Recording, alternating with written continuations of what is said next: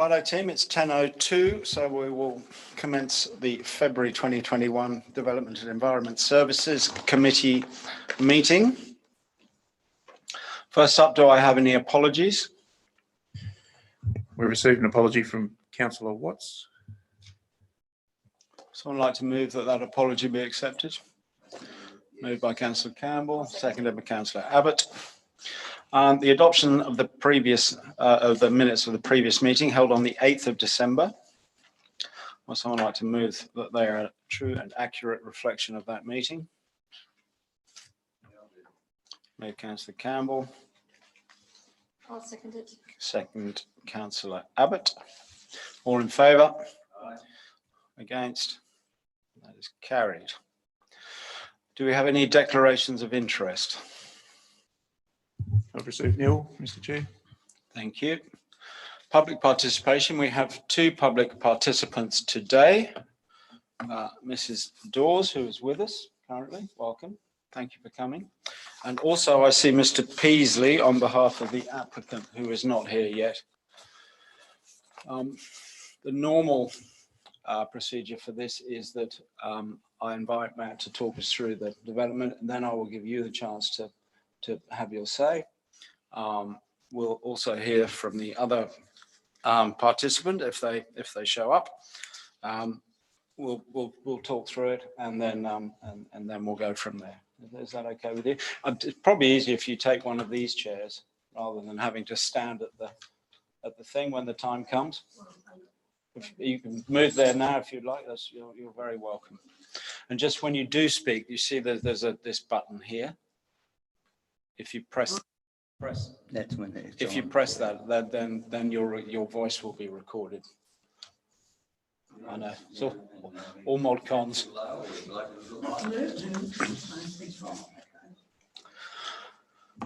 So at this stage, Matt, I'll hand over to you to discuss DESC 02.1, which is an application to subdivide one lot into two lots up at Murrurundi.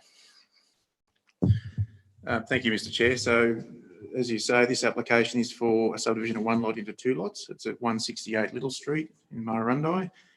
It's being reported to the committee as two submissions have been received from both from Mrs. Dawes.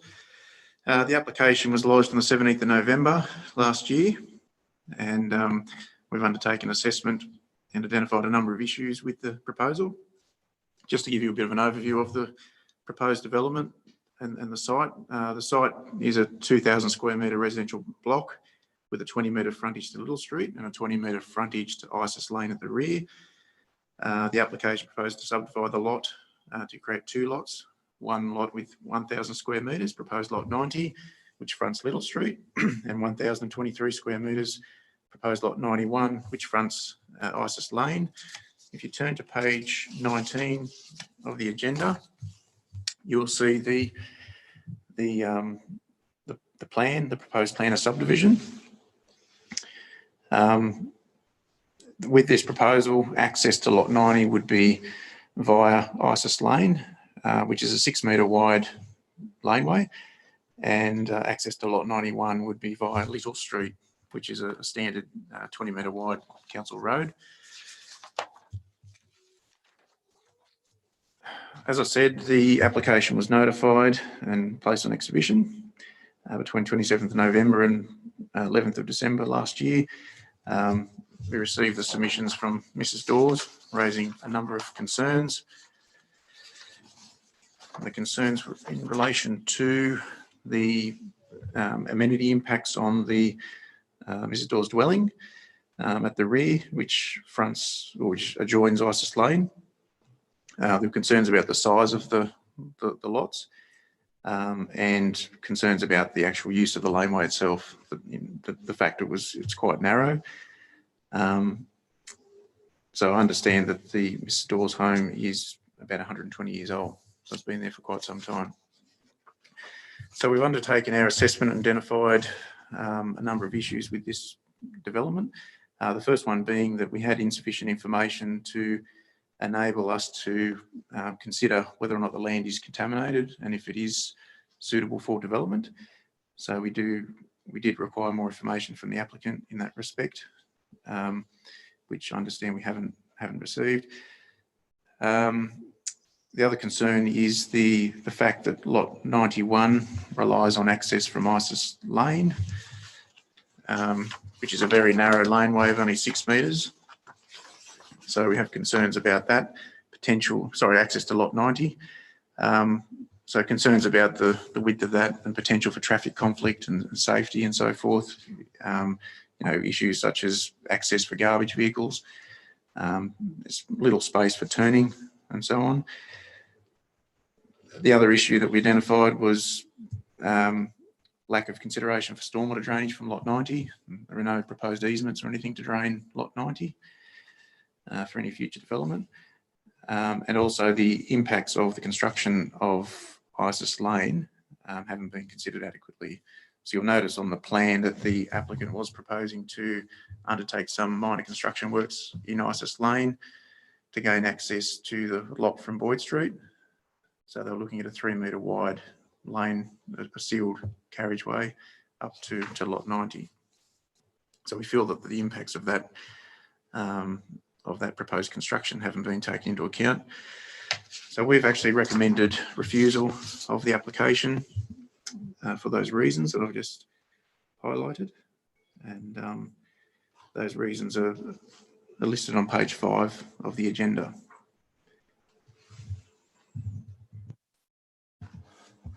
Great, thank you, Matt. Mrs. Dawes, would you? No. Yes, it's for the benefit of the recording. Oh, I see. And anyone who may be watching online. I shouldn't think there is anyone, but just in case. Well, Murrurundi is considered a very pretty town by most people, and that's basically the range and the setting, I suppose, certainly is in the main CBD area. But our area, where I am on that side of the highway, is with the double blocks. Makes that nice and spacious and rural and whatever, and most people have horses, and it's a very horsey area, as you know. And so if these blocks start to be cut up, we're going to lose that. And there are other blocks in town, like Rosedale, if you need more blocks. And for goodness sake, they took a long time to start selling. Surely we can keep that bit of space around us. But I'm unfortunately built right on that lane. And as you said, I was built about 120 years ago, so I had no say in it. I might be pretty ancient, but nevertheless, I'm not quite that old. And I can't move my house. So if I sit on my loo in the bathroom, I look directly onto that block. Not only the bathroom, but other rooms in the house. So we lose our privacy. But my main objection is the width of the lane. It really is a very narrow lane. My garage is there, and they have to enter there. And I didn't think of garbage trucks. I thought of other trucks. You'd never get a lorry in there, I don't think. I have a tiny car, but if you have a 4-wheel drive or whatever, it's a very tight area, and a garbage truck, well, I think you'd forget it, I suppose. But I object just for those reasons. Super, thank you very much. Did any councillor have a question for Mrs. Dawes? No, or anyone else? No? Yes, Councillor Ron Campbell. I live at Merrywall, on the farm in Merrywall. I understand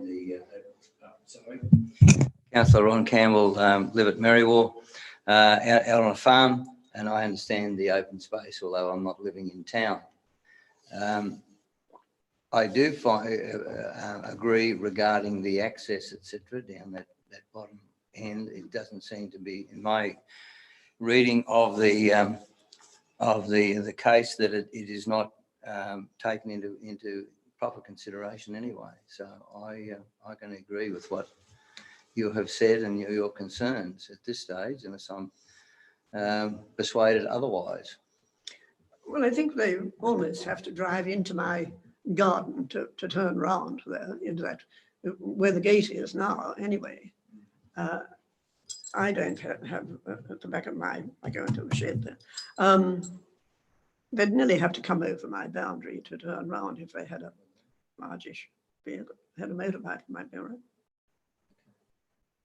All right. Thank you. Thank you very much. You can pop your button off if you like. Oh. Are you Mr. Peasley? Yes. You are indeed, right. Would you like to grab one of these chairs and because you are our other public participant. Earlier in the meeting, Matt ran through the reasoning behind council's recommendation to refuse, but well, no, he'll tell us why it shouldn't be. Yeah, just press the red, that's all. Yeah. Yeah. So yeah, Ross Paisley, registered land surveyor. So thanks for allowing me to speak at this meeting at the Upper Hunter Shire. Now, the in relation to the development application at Little Street in Murrurundi, I'm here to I disagree with the recommendation to refuse. I note the two reasons that the town planning or the council have put forward to in refusal was, number one was lack of information for land contamination, and the second one was to do with the direct access to the lane. Okay, so if I could speak initially about the land contamination. In terms of the land contamination, that was actually addressed in the statement of environmental effects submitted by myself as a proponent. In that, I spoke with the owner, and to my own knowledge, it states in that statement of environmental effects that there is no known contamination. So I was very surprised that that was brought up, and also the fact that it had never been mentioned beforehand until this final paper was submitted for refusal. So the lack of consultation there disturbs me a bit. And given that this is residential land that's been there since its original Crown grant going back over 120 years, I find it very strange that any idea of land contamination would come in. That's the minor one. The second one is the access. You have to understand that the fundamental minimum lot size here is actually being satisfied. That's the number one thing in the LEP. The reason for the refusal is because of a policy that's been brought in Development Control Plan. The Development Control Plan refers to minimum lane widths, which don't actually make sense or physically, in my opinion, if they have anything to do with lanes. Those lanes were originally created, as most of you may know, as dunny lanes, old 30 feet wide, 6.1 metres wide. Over many, many decades, they have been used as access to these blocks. A lot of the lots in Murrurundi and many other villages in the Upper Hunter do have these shaped lots, and we are only seeking to subdivide this into 2 lots. So we're not looking at some massive intensification of development here. It is in my opinion, a practical solution to use that lane as its, well, let's call it primary frontage, because it will be minimal vehicular movement. My client and owner of the land has put forward the proposal of having it sealed up to a reasonable frontage, which makes sense, and addresses all those things put in the planning report's refusal, that they would be addressed. I had expert opinion from Bar Property and Planning, who looked at previous subdivisions that have been approved in the past over at least the last 20 years. So there is some kind of precedent that these have been accepted in the past. And the expert Bar Property and Planning also put forward that in terms of garbage pickup collection, it is more feasible to have the lane frontage because the bin doesn't need to be wheeled too far out to that side street.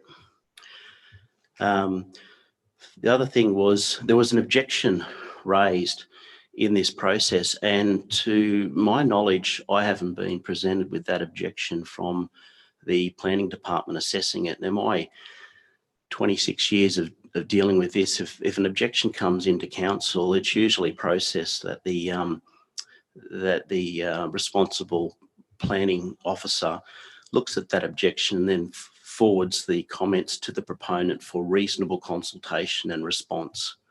I have never received that. The objections that were raised don't actually qualify with any justification under the heads of consideration for the former Section 90 of the Environmental Planning and Assessment Act 1979.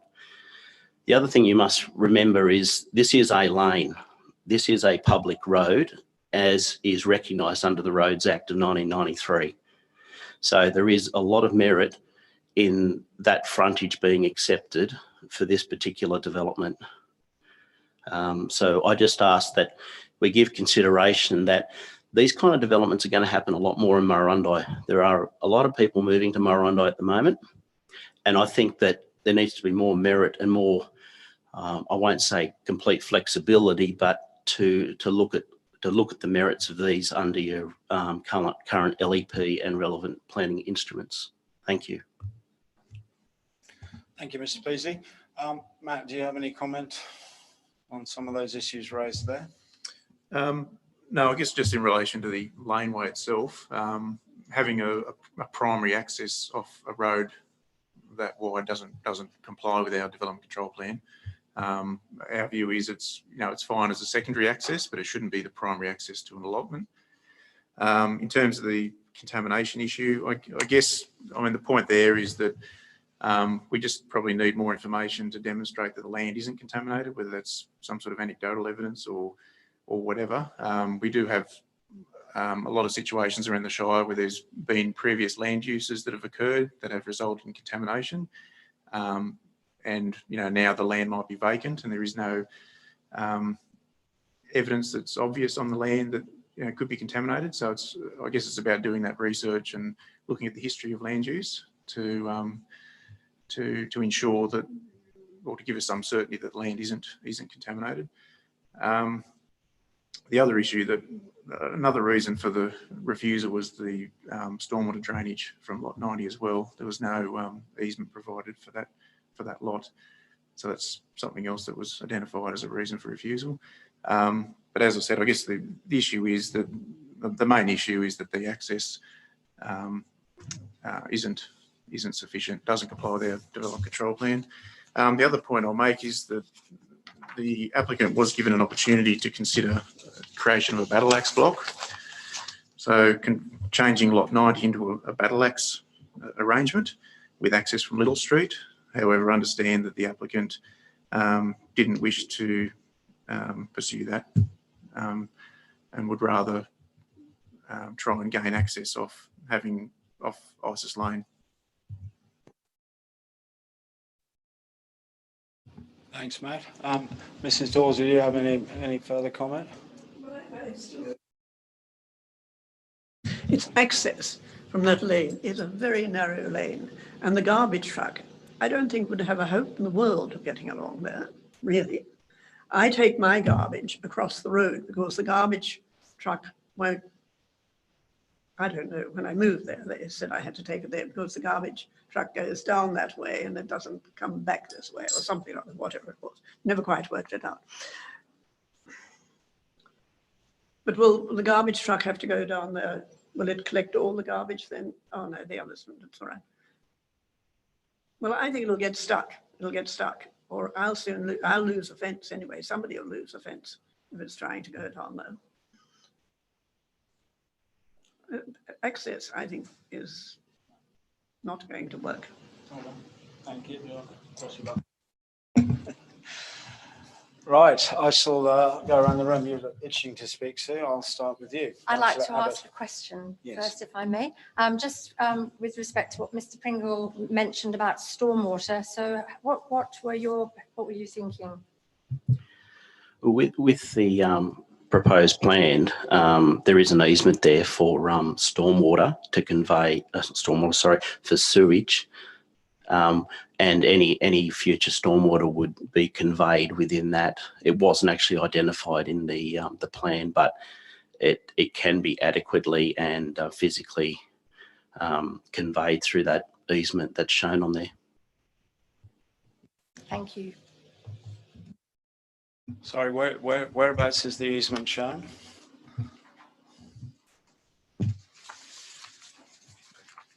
Through Mr Chair, on page 19, you'll see on the plan there's an easement through lot 91. There's a notation. The notation S denotes proposed easement to drain sewage. That would also be where the recommended access handle should we look at the alternative presented from council. I wouldn't mind adding that the other reason we didn't want to put the access handle down there is that it potentially affects the amenity of that other lot, having a person passing down there, which is why we had the preferred option up the top there, and the garbage bin would only have to be wheeled out about 25 metres.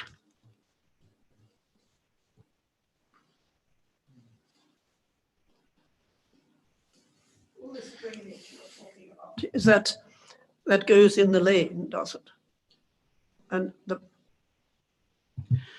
No, because of the lie of the land, so it's going from north to south, so it's all draining towards Little Street. So Right. what Matt was referring to with stormwater drainage, this would be from roof water, would be conveyed in potentially an interallotment drainage easement, which then would follow the western boundary of that front lot in the same easement as the sewer.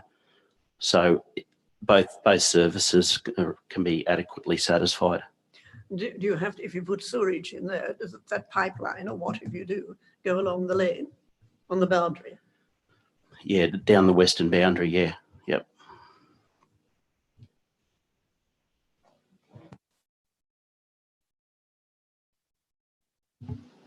So at this point, I usually go around the room and let my councillors, committee members give their opinion. So just with the view, with the view to this Yes. matter. Yes, I'm inclined to go with council's recommendation to refuse, but perhaps pending further information, that some of the things that have been listed, like the contamination, the lack of contamination information, and the direct access, and perhaps more formal information on stormwater. So I will, when we get to vote, I will be voting with council's recommendation. Thank you. Councillor Campbell? Yeah, look, thank you, Mr Chair. I have reservations regarding that lane. I really struggle with that. If you're going to put a garbage tin out, a garbage receptacle out, you may call it, and then so that means then the laneway is really only a one-way laneway. There's no room for a truck to turn. And so where is the access then? Where does that laneway go to? It starts off, it goes to Boyd Street. What's the other end of it? Where does it go? Yeah, there is an access at the western end. I can't recall the name of the street, but it goes right through. And can you enlighten me, Matt? Yeah, through Mr Chair, but the laneway itself is unformed. So the proposal is only to construct a sealed carriageway from Boyd Street to this property, but beyond that, it's an unsealed, unformed laneway. People don't always tend to take their garbage bins in either. They stay there. They sometimes stay there for a week. Now, I think I could possibly find myself going out and having to move the bins to get out of my garage. Right, and the wind blows them over and rubbish scatters and, there are all sorts of things that happen.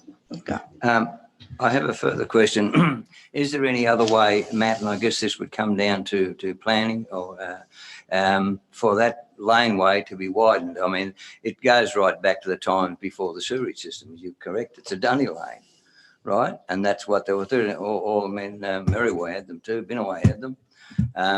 Is there any other way of widening that lane? I just think otherwise it's completely out of the question to be having it as it is now. Through Mr Chair, no, it wouldn't be feasible to widen that lane, in our opinion. Wouldn't be feasible to do that. I mean, our recommendation would be that this be converted to a battleaxe allotment rather than having frontage to the lane. Thank you. Well, Mr Peasy, would that be a consideration for the proponent to have a battleaxe lane?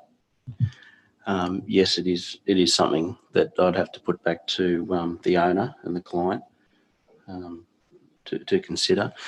Can I just make one comment with these lanes? I mean, this policy that you've brought in with the minimum, you're going to be confronted with this a lot more. Look, I believe I've got some merit in what I'm saying, but I also respect the process. So it may be something that council in its entirety consider having these closed, you know, if they're not going to be used, because you are going to be confronted with this. I know that might be a big task, but it might be something to consider. I know it's been done in parts of Muswellbrook Shire where these unused, unwanted lanes, which really fall under the jurisdiction of council to maintain, should be probably closed and offered to the respective adjoining owners for purchase. Right, is there any further comment? No, so it's my turn. I'm inclined also to go with the recommendation. I think the laneway is clearly a secondary access. To use it as a primary access, in this case in particular, is going to have impacts on Mrs. Dawes' house, which is built right into the corner of her block. It will also impact on the vegetation she has growing in a garden, which overhangs the lane. That's not a planning consideration. It's just a byproduct of what would happen. So I'm going to go with the recommendation as well. So do we have a mover? Yes. Moved by Councillor Abbott. Yeah, look, I have to second the motion too, and I just think that the battleaxe is a much better, and the comments you made, Mr Peasy, I think need investigation to propose down that lane that way. Seconded by Councillor Campbell. I'm in favour as well, so that's a unanimous decision. Thank you all for your consideration of that issue. We will move on to councillor questions.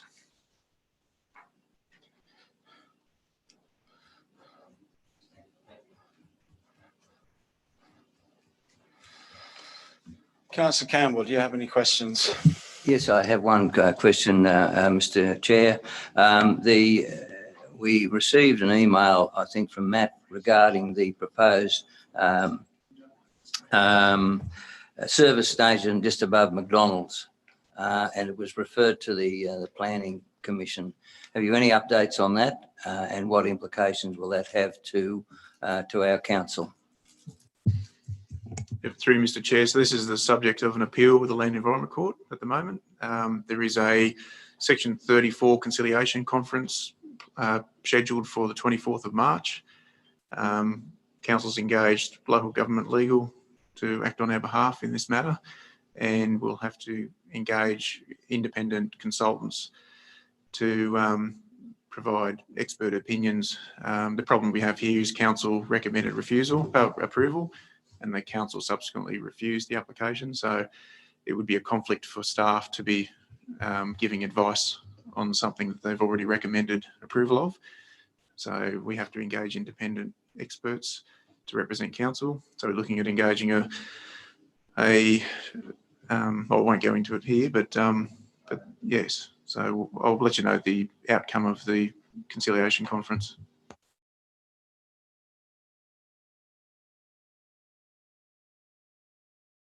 Thank you. Yes, I have a few. So just with respect to correspondence through you, Mr Chair, one from Fran Wachtel in Murrurundi with respect to the conservation area and signage for petrol stations. Just how will council respond to Fran? Or how, yes, what will we do? I think we all were copied into that email. Through Mr. Chair, I don't think I've seen that correspondence. I'm happy, I'll forward it to you. Yes, please. Yep, thank you. So then you'll just have a look at that and come back to us. Yes. Lovely, thank you. And then also Hills of Gold. And I received an email, I think we all did, from a Mr. Eagles. And just there were various points in there, so where we're tracking. And my one concern as a bat lover are how the bats will be affected. And I know that you can definitely have windmills and bats, but sometimes it's a question of height of windmills. So he raised a few key things and how Tamworth Council was approaching this issue, but the wildlife corridors are important and I know that it can be worked out. So that was just that's a query. So I don't know, that's more just general. So I don't know how you want to approach that. Yep, so through you, Mr. Chair, we, in our submission to the department, we did identify impacts on native vegetation as a significant concern to council. So it was impacts on vegetation, threatened ecological communities and threatened fauna habitat, including koala habitat. So we have got concerns about those impacts, and we have suggested that they consider reducing the footprint of the development to mitigate those impacts. Thank you. So we'll hear at some stage and you'll keep us posted. That's correct. I understand that the department has received quite a number of submissions objecting to this development, and the Independent Planning Commission will be the consent authority because of the number of submissions. Thank you. And then also more correspondence from a Mr. Wayne Riley with respect to land that he has over in the business park area of Scone. I've had a few emails. I think councillors have had a few emails. I've also had a conversation. So I'm just wondering again how we'll manage that. Through you, Mr. Chair, we have met with Mr. Riley and provided him with some correspondence in relation to that. So I'm happy to share that with you. Thank you. And I just because I'm just wondering how we're going with glyphosate and council's use of glyphosate on council-owned properties. Where are we up to? And I just thought I would ask this question, given that this is the Development and Environment Committee. Yes, through you, Mr. Chair. I understand our Infrastructure Services Department has undertaken a trial of alternatives to glyphosate, and we will be preparing a report back to the Sustainability Advisory Committee just with the outcome of those trials. Thank you. But I understand all the alternative products to glyphosate have their own issues. Yeah. Whether it's acidic or other toxicity, those sorts of things that can cause problems as well. So, thank you. And as we know, air pollution poses a risk, and it's now been identified that it poses a risk to thinking in later life as well. And apart from monitoring our deaths, because we obviously have a monitoring system in the Upper Hunter, goes to Aberdeen and Merriwa, and then down the valley. What else is the New South Wales government doing to purify our air, and what can council do to, jolly them along a bit? Because whilst we have this monitoring system, we need to do more than just monitor. We need to then act on the information we've got, and it's very polluted. And Scone and Murrurundi are sort of protected from distance, but Aberdeen and Merriwa are not. So what can we do as a council to advocate to our New South Wales government to do more than just put monitors there? Through you, Mr. Chair, I'll have to take that one on notice. We have had a number of discussions about this in the past, this particular issue, and I know there's been reports put to council about this particular issue, but I'll take that on notice and I'll come back to you with a bit of a strategy on how we can deal with that. Thank you. And one last question. Thank you, Mr. Chair. And through you, climate change is obviously something very serious, and more serious even than COVID. And because COVID will go away, but climate change will not. And I note that Darebin City Council, which is a world-leading council in Victoria, world-leading in their action about what to do for climate change, are now seeking a contractor to liaise with vulnerable residents with respect to their needs and their priorities. Would we consider something like that? Because we have identified heat waves as a killer, and heat waves are increasing because of climate change. But what's our actual plan would we consider, could we even talk to Darebin as to what they're doing next with respect to their vulnerable residents? Through you, Mr. Chair, again, I'll have to take that one on notice and investigate that issue. As you know, we are doing a lot of work in that space at the moment. I've got some information coming back to council about development of a heatwave management plan for the Shire, looking at the costs and timeframes for developing that. And as you know, we are developing the action plan for the reducing corporate greenhouse gas emissions. So that will be coming back to council in the near future. But in terms of other work, that we'll have a look at that and see what we can come up with. Thank you. That was my last question. Thank you. Mr. Chair, I just have one question, and that, look, I'm in the country, I work in the country, I live there, and I just make this statement. Why is it that people come onto our farm and say, isn't this just great having a lovely, clean, fresh air? We've got quite a large thing, and I just question why the council is being so propagated regarding trying to hold nature back. Climate change it's going to change. It changed centuries ago. It's going to change again in the future. And why are we trying to hold this back? I just think that we are being led down a path where it's going to cost, and it's the cost to the ratepayers that we turn around and do. Councillor, that's more of a comment than a question. Yeah. And you've had your turn. Right, my turn. Shush. Two things. The Department of Planning has the enhanced planning frame, or whatever they call it, rapid assessment guidelines up for discussion at present. This was evidently released on the 14th of December, but I, who kind of specialise in this area of regulation, etc., knew nothing about it until midway through January. Submissions shut on the 15th. Can I suggest that we apply for an extension and read through it very carefully? It is pretty voluminous. But one thing that is tacked onto it is something that this council has been asking for a very long time, and that is a cumulative impact assessment methodology. My first read through of it is somewhat confusing, but I think council, having advocated for this for so long, should probably submit to the discussion. My second thing is the Mount Pleasant Continuation Project EIS is now up on display. This is a mining project that is wishing to double its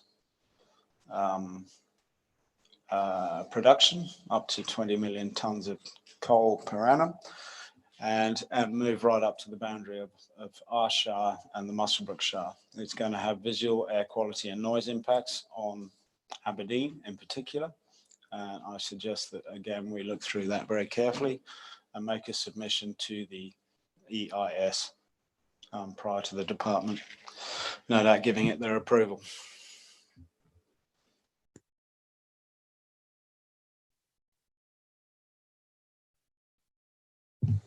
Yes, Mr. Chair, we will. Right, is there anything else we need to discuss while we're all here? No, all good. Thank you very much for your time, input and help. Much appreciated as ever.